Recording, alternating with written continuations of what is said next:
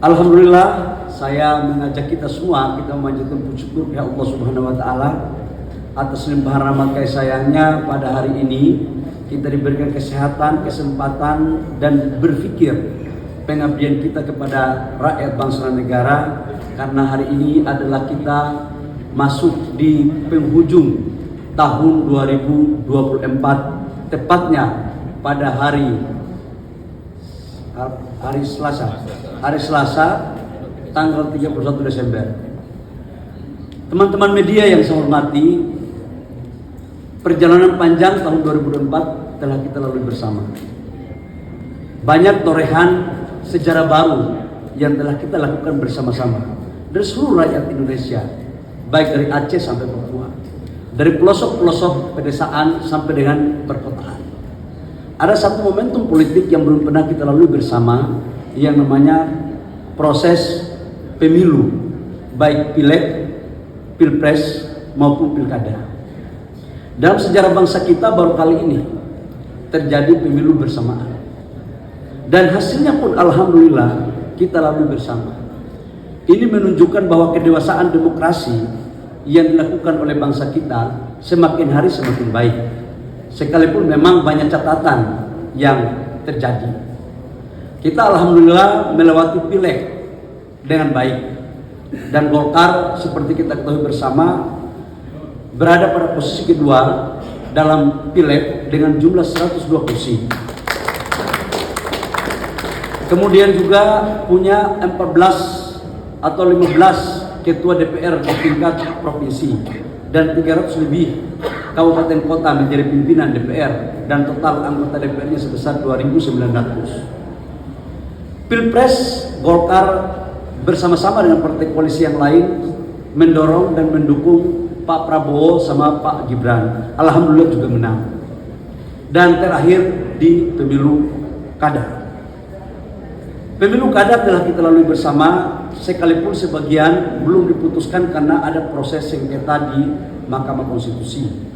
Dan sebagai partai tertua di bangsa ini yang telah berproses banyak melewati fase-fase kehidupan dalam berpartai, itu tetap akan menjunjung tinggi kaidah, norma, aturan, termasuk dalamnya ada proses sengketa di Mahkamah Konstitusi.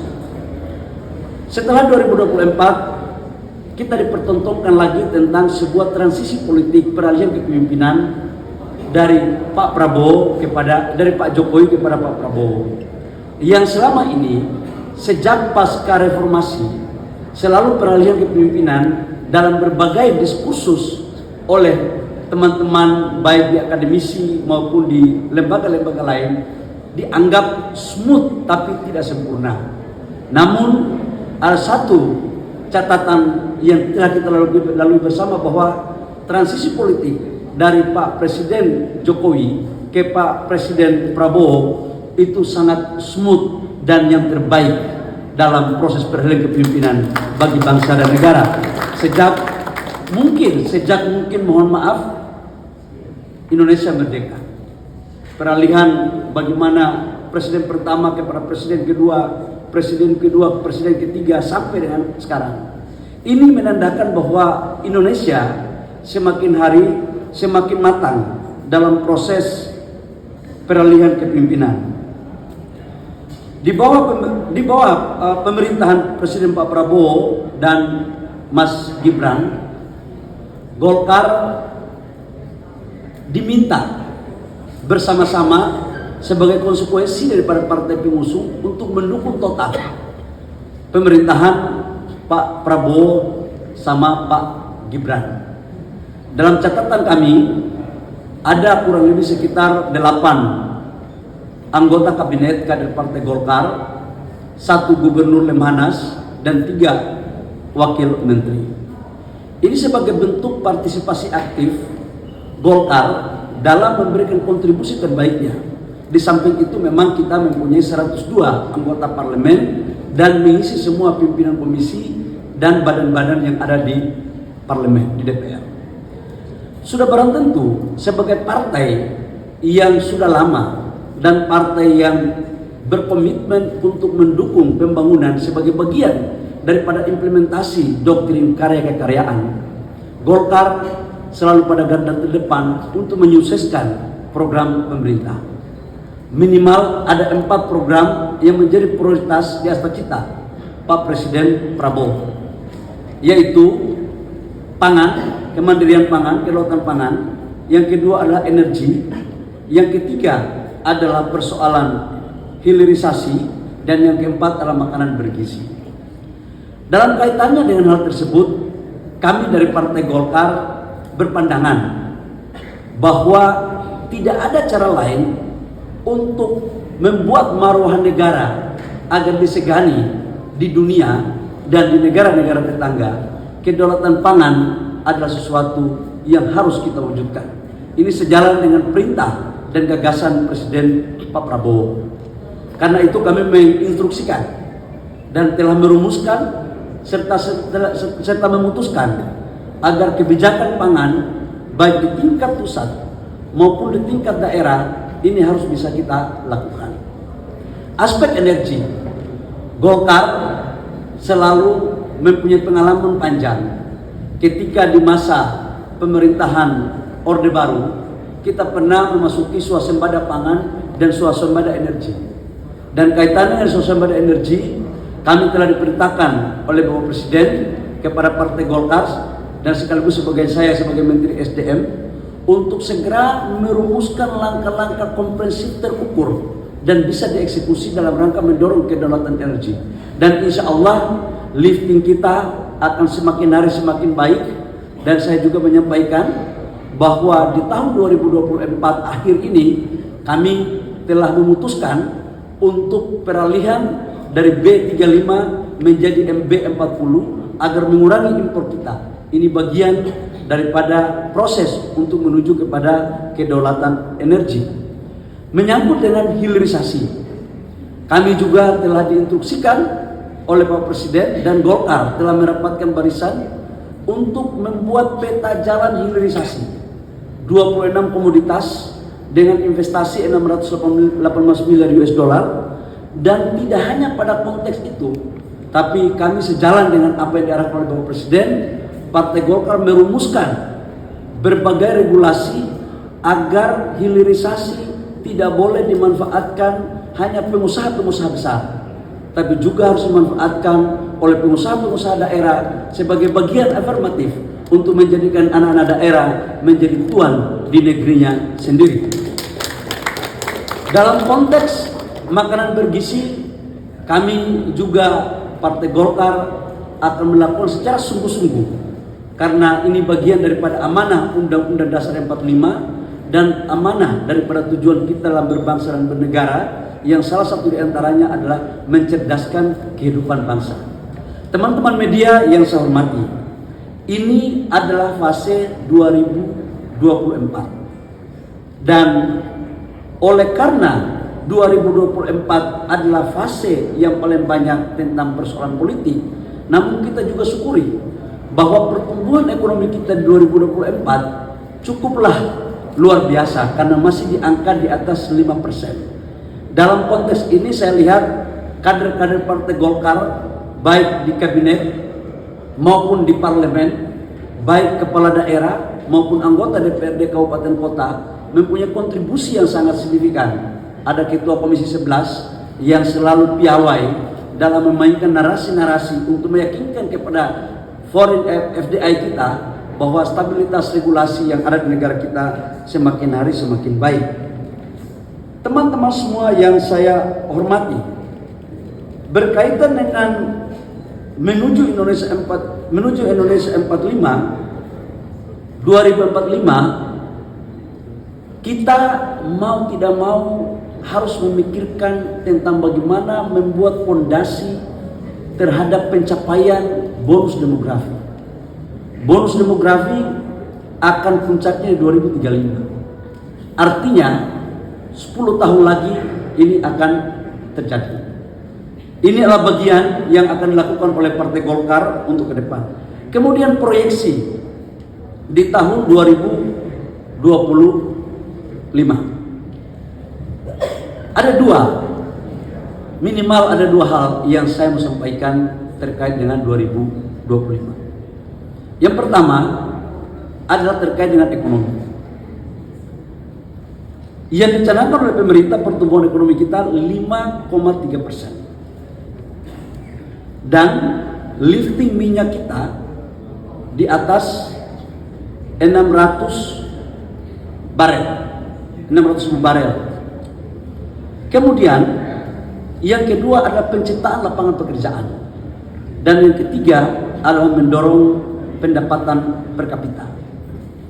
Kaitannya dengan hal tersebut, kami berpandangan bahwa tidak ada cara lain untuk Indonesia menjadi negara GDP terbesar masuk dalam 10 dunia adalah salah satu di antaranya harus kita dorong penciptaan pertumbuhan ekonomi yang berkualitas. Di dalamnya adalah hilirisasi dan industrialisasi. Namun harus juga kita ingat bahwa seperti apa yang saya sampaikan di awal tadi, pertumbuhan ekonomi kita ini lebih didorong pada sektor UMKM. Data yang kita catat bersama bahwa kontribusi pertumbuhan ekonomi nasional kita, GDP dari UMKM itu 60% lebih. Dan penciptaan lapangan pekerjaan dari UMKM sebesar 120 juta dari total jumlah lapangan pekerjaan 130 juta. Jumlah unit usaha dari UMKM 99,3% dari total jumlah perusahaan, yang jumlahnya kurang lebih sekitar 63 sampai dengan 64 juta.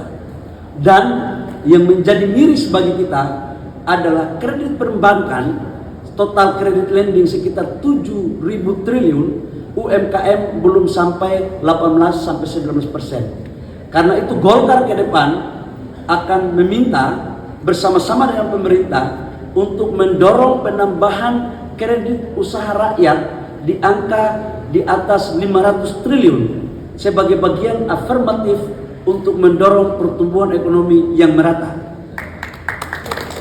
Ini yang harus dilakukan. Jadi Golkar tidak hanya berpikir tentang bagaimana mendorong regulasi terhadap hilirisasi atau pengusaha-pengusaha besar, tapi juga kita mendorong agar perusahaan-perusahaan yang medium, small menjadi bagian yang menjadi fokusing bagi negara kita. Sebab Golkar tagline-nya dari dulu adalah suara Golkar, suara rakyat. Namun pada kesempatan kali ini saya mengumumkan untuk tagline Golkar ke depan akan menjadi suara rakyat, suara Golkar. Jadi Golkar akan memperjuangkan apa yang menjadi aspirasi rakyat. Dan sudah barang tentu harus ada kolaborasi antara gagasan besar Partai Golkar dan gagasan dan keinginan daripada rakyat. Karena Golkar lahir atas dasar kesadaran kolektif para pemimpin-pemimpin bangsa untuk merespon dinamika politik dan kebutuhan rakyat dalam rangka mewujudkan apa yang menjadi cita-cita proklamasi yang dilakukan oleh founding father kita. Teman-teman media, di sisi yang lain menyangkut dengan kedaulatan pangan, saya ingin menyampaikan bahwa food estate yang telah dibangun di Merauke di beberapa tempat adalah menjadi bagian terpenting yang juga Golkar bersama-sama pemerintah untuk bagaimana bisa menyukseskan. Termasuk dalamnya adalah pembangunan padi dan tebu sebagai bagian daripada proses hilirisasi. Dan ini yang menjadi fokus. Kebetulan kami salah satu yang ditugaskan, Partai Golkar salah satu yang ditugaskan oleh Bapak Presiden untuk mendorong dan mengeksekusi bersama-sama dengan pemerintah dan anggota kabinet yang lain. Teman-teman media, sudah barang tentu di 2025 ini adalah tahun pertama pemerintahan Bapak Presiden Prabowo dan Wakil Presiden Pak Gibran Rakabuming Raka. Dalam berbagai survei internasional, harapan global dunia mengatakan bahwa optimisme terhadap pemerintahan Pak Prabowo itu cukup tinggi, di atas 90%, tertinggi di dunia. Setelah itu 88% Kolombia. Artinya kepemimpinan ini harus betul-betul kita jaga dan kita dukung secara total. Partai Golkar selalu berada pada garda terdepan untuk bersama-sama pemerintah untuk mendorong dan menyukseskan di tahun 2025. Dalam kaitannya dengan persoalan politik, dalam beberapa hari kemarin di HUT Partai Golkar, harus kita akui, dalam sebuah perenungan panjang, dalam sebuah diskusi panjang yang dilakukan oleh teman-teman DPP Partai Golkar dengan seluruh stakeholder, bahwa ada catatan-catatan demokrasi yang harus kita lakukan. Tidak untuk kita menyalahkan siapa-siapa, tapi kita harus jujur dari lubuk hati yang paling dalam dengan berpikir jernih tentang bagaimana tujuan kita berbangsa dan bernegara. Pertanyaan yang menggelitik yang akan kami Partai Golkar ke depan yang terus akan melakukan diskusi adalah, apakah sudah benar, sudah tepat pola demokrasi yang seperti ini yang akan kita pertahankan. Bagi Partai Golkar sebagai partai tertua, sudah sangat dewasa dan mempunyai pengalaman penting. Sudah melewati fase-fase baik di atas, di tengah, di bawah, dan insya Allah akan kembali ke papan tengah atau ke papan atas. Nanti kita lihat ke depan.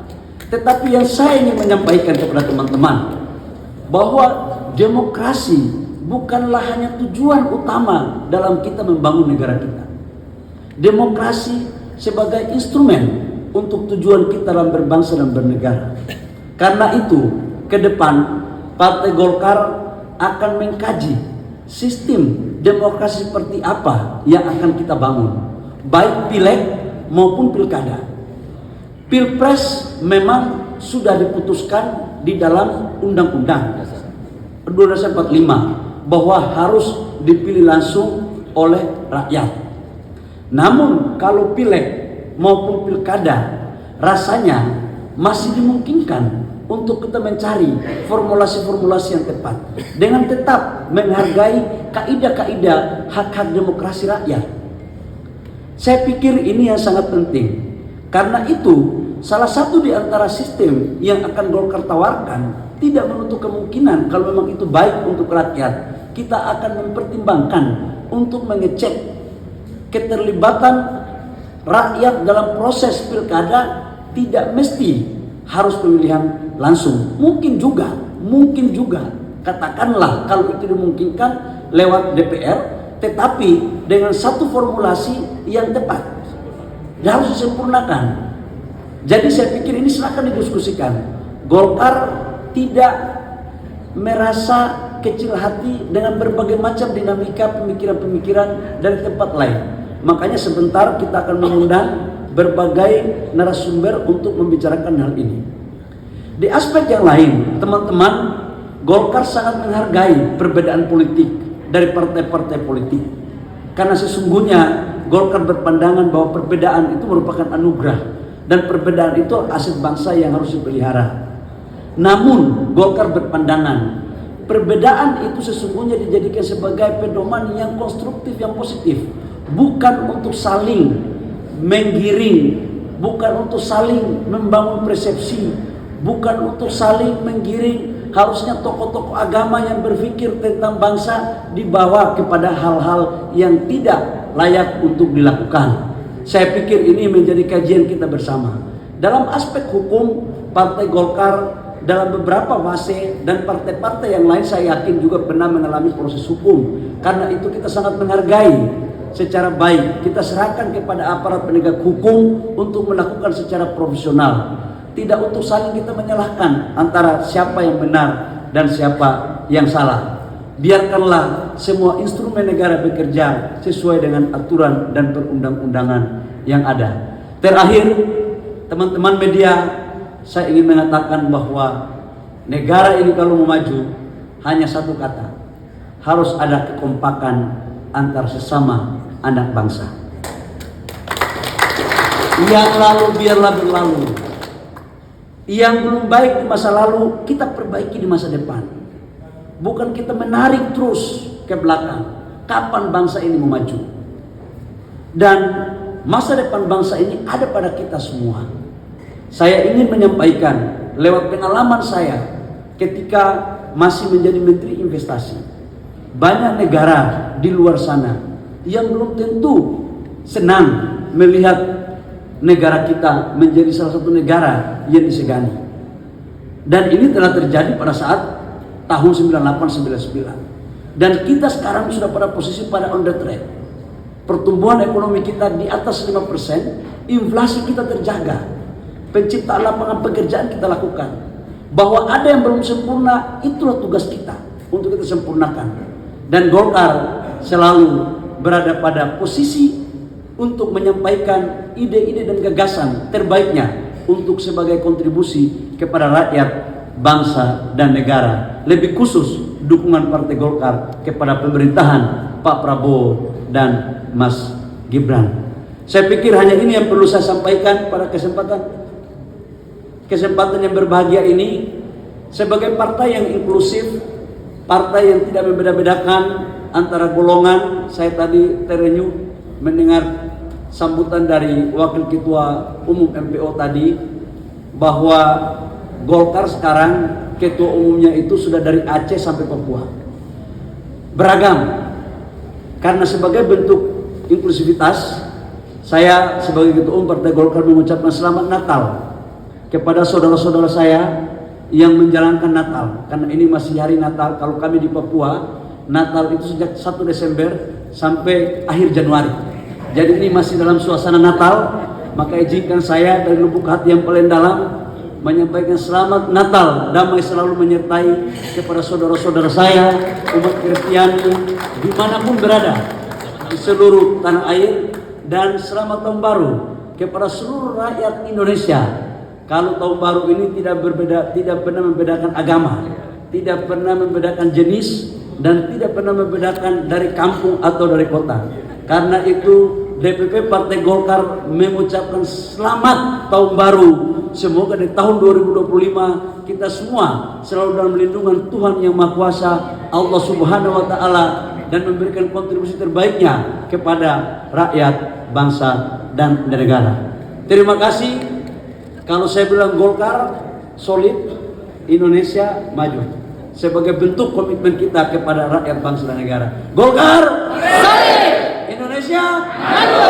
Wabillahi taufiq wal hidayah. Wassalamualaikum warahmatullahi wabarakatuh.